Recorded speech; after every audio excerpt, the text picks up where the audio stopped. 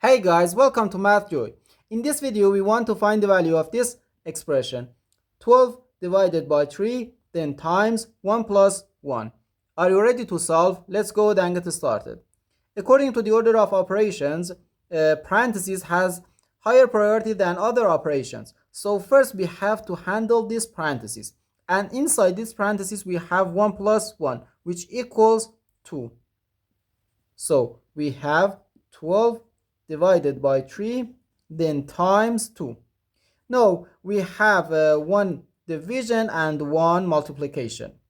As we know, multiplication and division have equal priority and we have to work from left to right. So first this division and then this multiplication. 12 divided by 3 gives us 4. So we have 4 times 2, which equals 8. So our final answer to this problem is just 8.